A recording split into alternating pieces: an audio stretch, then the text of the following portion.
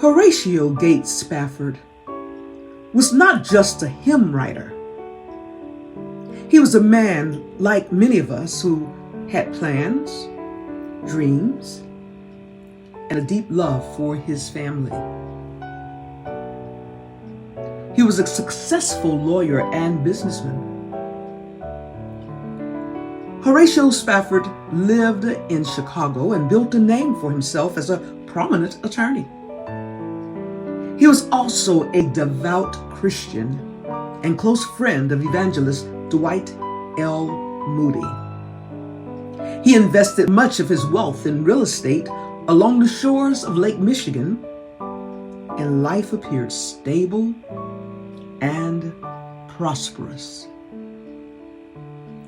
He and his wife Anna had 5 children, 4 daughters, and 1 son. They were known to be generous, faithful, and deeply rooted in their Christian beliefs. In October 1871, tragedy struck when the Great Chicago Fire devastated the city. Much of Horatio's real estate investments were destroyed overnight. He lost a substantial portion of his fortune, a financial blow that would have ruined most men. But he held on to his faith. Even in the face of this loss, Spafford did not crumble. Instead, he leaned into his faith. He and his family worked to help rebuild the city and support those in need, a testament to his heart for service, even amid his own pain.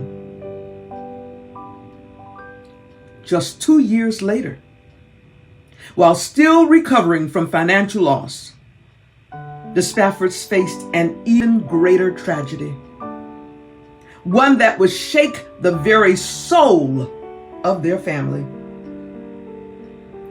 In 1873, Horatio arranged for his family to travel to Europe. They were planning to join Dwight L. Moody on one of his revival tours in England. It was meant to be a time of rest and spiritual renewal. But there was a last-minute business delay. As the family prepared to set sail on the SS Ville du Havre, Horatio was detained by last-minute business matters involving zoning issues and following the fire. Unable to leave with his family, he sent them ahead, his wife Anna and their 4 daughters, Annie, Maggie, Bessie, and Tanetta. Tragedy struck in the early hours of November 22nd, 1873, when the Ville du Havre collided with the British iron sailing ship on Loch Earn in the middle of the Atlantic Ocean. Within 12 minutes, the Ville du Havre sank. Only his wife survived. More than 200 people died that day, including all 4 of Horatio's daughters. Anna was rescued, clinging to a piece of wreckage, unconscious but alive. When she reached Cardiff, Wales, she sent her husband a heart-breaking telegram. Saved alone. What shall I In the face of unimaginable grief, Horatio did something miraculous. He chose worship over bitterness and surrender over sorrow. Upon receiving the telegram, Horatio immediately boarded the next ship to cross the Atlantic. As he sailed the same path his daughters had taken, the captain of the ship called Horatio to the bridge one day and gently told him they were passing over the very spot where the Ville du Havre had gone down. In that moment, instead of breaking down, Horatio leaned on the God of his salvation. He went down to his cabin and began to write. Out of the moment of deep, holy surrender came the words, "When peace like a river attendeth my way, when sorrows like sea billows roll, whatever my lot, thou hast taught me to say, it is well, it is well with my soul." What a declaration of faith. In the midst of great adversity and pain, to declare your faith that whatever your lot, and Horatio was saying, whatever my lot, thou hast taught me to say, it is well. It is well with my soul. He didn't say, Lord, I enjoyed what I've gone through and what I'm going through. I've enjoyed this, that this isn't painful. He didn't say that. He didn't pretend that he had no emotions, that he wasn't grieving, that he wasn't hurt, that he wasn't devastated. But he pulled on his faith in God. When peace like a river attendeth my way, when sorrows like sea billows roll. Oh, it's a lot of them, Lord. I'm a little overwhelmed, but whatever my lot, thou hast taught me to say, it is well with my soul. This hymn was not born in comfort, but in chaos. Not in joy, but in sorrow.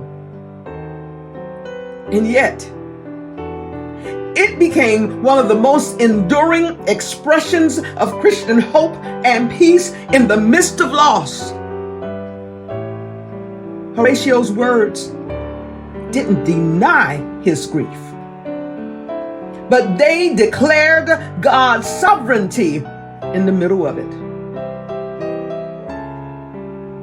Horatio Spafford's story isn't just a history lesson. It's a reminder for all of us today. All of us today. Trials will come. We just don't know when.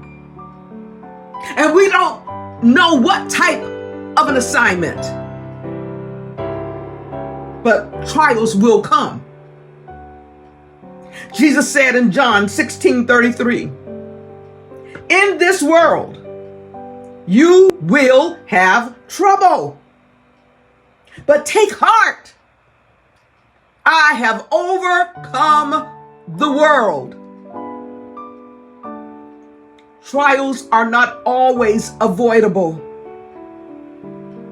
Fires will come. And I'm not just talking about a fire that someone has set, or that there was an electrical fire, or that there was a forest fire. I'm talking about those fires that come in our lives. Through the trials where we feel like we're just being burnt alive. Those fires, they will come. Storms will rage. And losses, sometimes unbearable ones, will touch our lives. Many of you listening today have experienced great losses, unbearable losses. You didn't know if you were coming or going. The loss of a spouse, the loss of a child,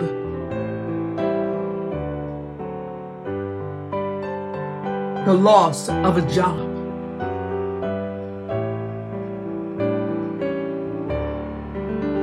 Sometimes unbearable losses. They will touch our lives.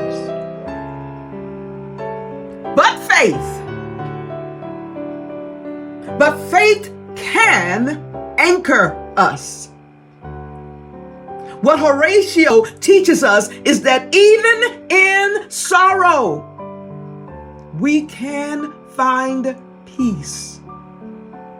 A supernatural peace that doesn't ignore pain, but walks through it with God. Yes. A supernatural peace. That peace that only Jesus can give you. That peace that when people look at you, they can't understand how you're able to move forward. They can't understand how you can say, Lord, I love you. It is well with my soul. Even though you're going through the fire, you're going through the raging waters, but you have not burned to death. You did not drown. Why? Because that supernatural peace that didn't ignore the pain that you're enduring, that supernatural peace helped you to walk through it with God. Whatever my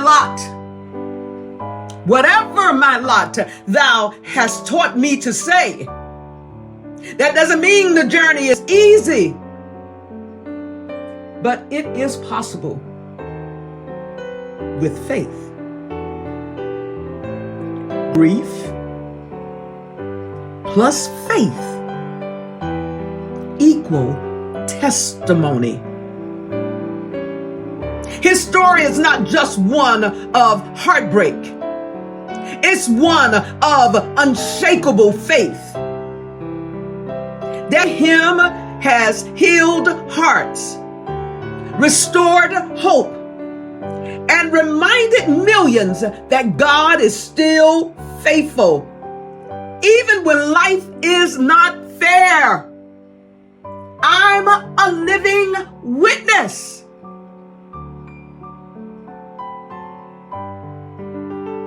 That the Lord has healed my heart, restored hope, because God is faithful. And because of his faithfulness, I am truly grateful. Grateful. And you, Yes, yes, you can stand too. You can stand too. Have faith in God. Believe it. Hold on to it. You may be a little wobbly. You may even fall down, but get back up. You can stand too. Maybe you're facing your own fire. Your own sea billows are rolling right now. But know this. You can get through it. God is still with you. Peace is still possible. One day, your testimony, just like Horatio's, may inspire someone else to keep going. Just maybe. Weeping may endure for a night, but joy comes in the morning. Weeping may endure for a night, but joy comes in the morning. So what is the call to action? What is the call of action for each of us through the storms where those raging billows are rolling? Trust God. If this story about Horatio Spafford and what he endured and through his pain, the lyrics to one of the greatest hymns in the world was written, "It is well with my soul." If this story touched your heart, I encourage you to share it with someone who may be struggling today. Share this video with someone. You never know who needs to be reminded that peace is still possible, even in the storm. That's why I was so encouraged, and I felt led to share this story with you, that there is hope in the midst of the storm, and there is peace in the midst of the storm. And if you're looking for stories of faith and inspiration and encouragement, make sure to like, subscribe, and hit the bell so you never miss an upload. Let's grow in faith together. And remember, no matter what you're going through, you can still say, "It is well with my soul."